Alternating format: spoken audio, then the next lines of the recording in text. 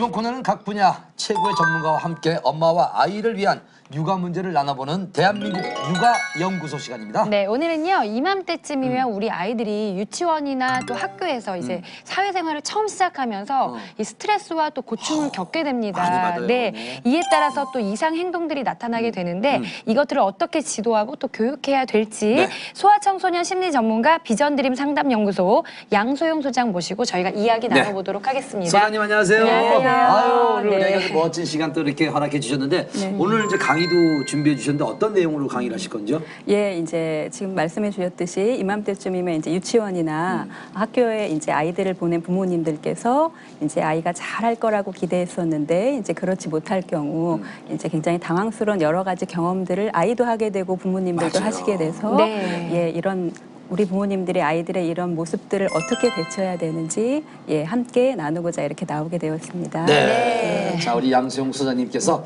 저희 부모님과 아이들이 정말 학교 생활 잘할 수 있도록 또 유치원 생활 잘할 수 있도록 지혜를 오늘 선물해 준다고 하니까 여러분 꼼꼼하게 이렇게 받아 적으시면서 함께 강의 들으시면 좋을 것 같습니다. 네. 박수로 청하겠습니다. 네, 요즘 부모 자격증 시대라고 할 정도로 아이 키우기가 너무 힘들다고들 하는데요.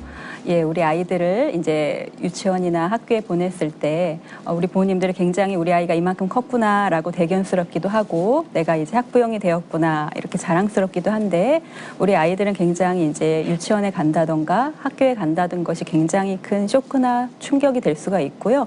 스트레스가 좀 될 수가 있습니다. 그렇다면 우리 아이들이 학교 생활을 잘할 수 있도록 또 유치원 생활을 잘할 수 있도록 어떻게 준비해주면 좋을까 좀 같이 나눠보도록 할게요.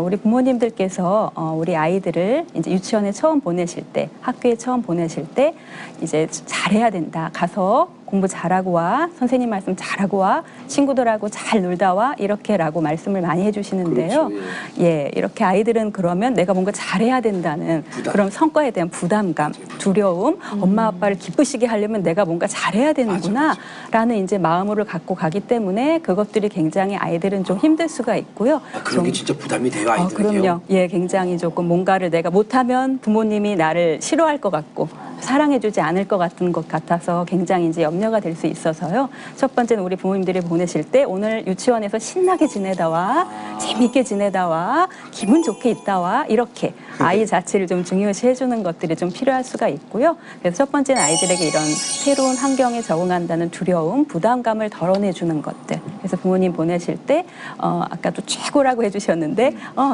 최고로 못 지내도 괜찮아 라는 것들, 잘하지 않아도 괜찮아, 오늘 친구랑 좀 다퉜어도 괜찮아, 넘어졌어도 괜찮아, 알림장을 잃어버렸어도 괜찮아 라고 해주는 것들, 격려해 주는 것들. 예, 칭찬도 좋지만 격려해 주는 것들. 정우야, 너는 내 아들이어서 아빠가 너무 기뻐. 오늘 학교도 또 학교 갔다 왔네. 야, 멋진 걸. 오늘도 이렇게 유치원을 잘 다녀왔네. 갔다 왔네. 건강하네. 아프지 않네. 라는 것들. 이런 격려하는 것들. 그럴 때 아이들이 굉장히 나는 멋진 존재구나. 우리 엄마 아빠가 나를 굉장히 좋아해 주시는구나. 내가 꼭 뭘 잘하지 않아도 나는 소중한 존재구나. 라는 자기 가치감이 증진되어서 어떤 일도 자신감 있게. 그래서 실수해도 괜찮고 좀 못해도 괜찮다는 마음을 주는 것들이 가장 큰 것들. 좋은 명품 책가방 또 좋은 학용품들을 사주는 것보다 더 먼저 중요시 돼야 될 것들이고요. 정말 이런 격려를 많이 마음가짐. 하니까 우리 아들 정우는 유치원 가는 게 그게 즐겁대요. 진짜 그렇군요. 너무 좋은 아빠시고요. 예, 격려해 주는 것들. 물론 칭찬도 필요하지만 먼저 격려가 선행되는 게 좋고요. 첫 번째는 이제 엄마와 아빠와 또 이제 집에서 편안하게 있다 어떤 단체 생활을 하다 보니까 유치원이나 학교를 다녀온 아이들이 굉장히 이제 분리불안 증세를 보여줄 수가 있는데요. 분리불안이라는 것들은 이제 아침에 이제 전쟁이 나게 되는데요. 그렇죠, 예를 들어서 옷을 이제 뭐 잠옷을 벗고 옷을 갈아입을 때 한쪽 팔 빼는데 30분이 걸리는 아이들이 있습니다. 그리고 하나 있어서 엄마 아빠가 처음에 좋은 말씀을 해주시죠. 맞아요. 엄마 아빠도 빨리 이제 회사 나가야 되니까 빨리 벗고 빨리 입자. 맞아요. 그런데도 이제 계속 이제 투정을 부를 때는 부모님의 언행이 이제 목소리의 톤이 올라가게 하게 되고 짜증내고 전쟁이, 소리치고 이제 화나면 그제서야 이제 옷을 입고 가는 그러니까 이 행동들. 사회 애들 왜 그런지 모르겠어요. 그런 행동들이 아이들은 꼭 어른처럼 언어로 표현하는 것이 아니라 행동으로도 자기의 의사를 표현하고 있거든요. 엄마 나 유치원 가는 게 힘들어요. 엄마는 학교 가는 게 즐겁지 않아요. 라는 표현들. 내가 옷을 못 벗어서 못 입어서가 아니라 이런 행동들을 좀 표현하고 있고요. 그리고 학교 가서 이제 하루 종일 울기만 하는 아이들. 하루 종일 수업 참여 못하고 유치원에 가서도 한쪽에 있어서 굉장히 다른 아이들이 이제 참여하는데 참여하지 못하고 고개 숙이고 웅크리고 있는 친구들. 이 부모님들 그런 것 들으면 억장이 무너져 진짜. 그렇죠. 예.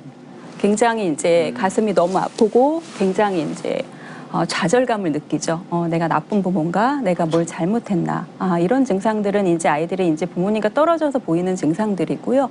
이런 것들이 이제 처음 한두 달 정도 지나면 자연스럽게 적응이 되기도 하는데요. 그렇지 못할 경우가 있습니다. 그래서 이제 엄마 출근 못하게 난리를 치기도 하고 유치원 같은 데 가서도 이제 굉장히 선생님한테 이제 적응을 잘 하지 못하고 이런 활동을 못할 때는 이런 것들을 좀 잡아줘야 될 필요성이 좀 있고요.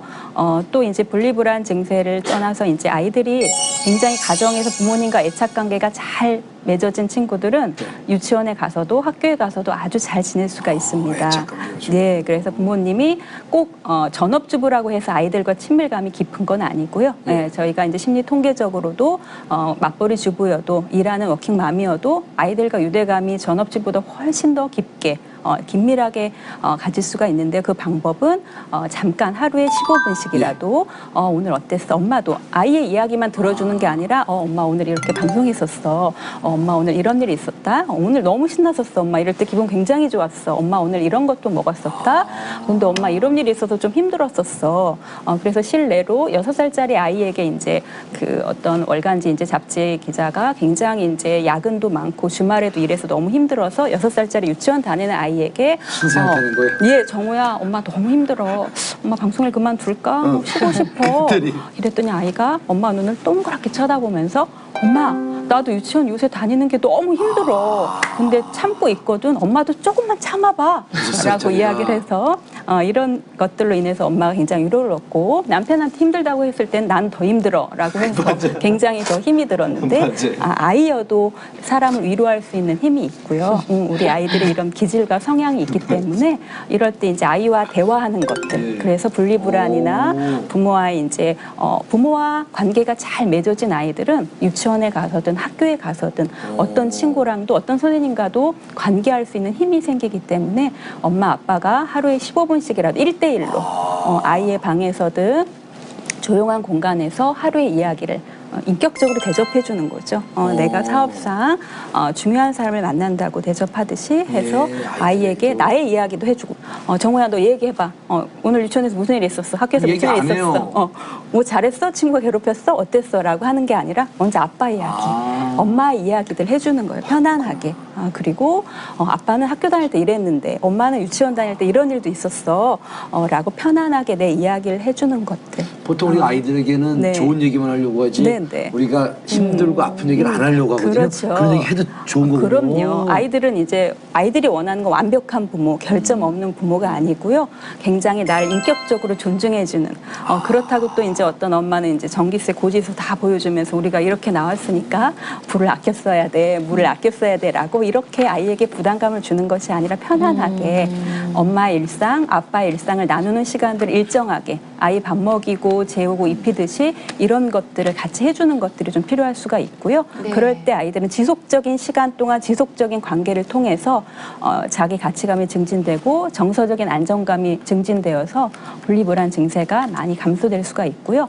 또 이제 흔하게 이제 ADHD라고 해서 굉장히 수업 시간 40분 동안 집중하지 못하고 원에서 이제 단체 생활을 이제 가만히 따라하지 못하는 친구들이 있는데요. 이런 친구들은 이제 굉장히 선생님들의 이제 굉장히 이제 부모님들께 유치원에서 학교 선생님들이 아이 부모님께 전화를 해서 많이 연락들이 오시곤 해요.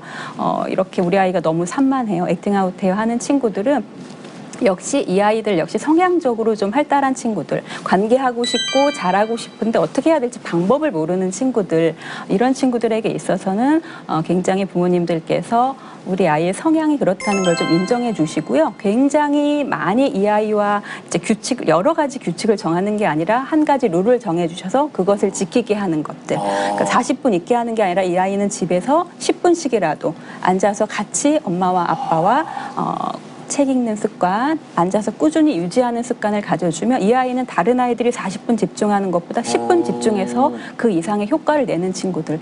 흔히 ADHD라고 우리가 좀 낙인을 찍는 경우가 있는데요. 굉장히 ADHD 아이들이 굉장히 창의적이고 직관력이 뛰어나고 감수성이 예민해서 마음이 여리고 착해요. 그래서 상처를 좀 많이 받는 경우가 있어서 내 마음은 굉장히 관계하고 싶은데 그런 것들을 좀 받아주지 않을 때 굉장히 좀 힘들 수가 있고요. 네.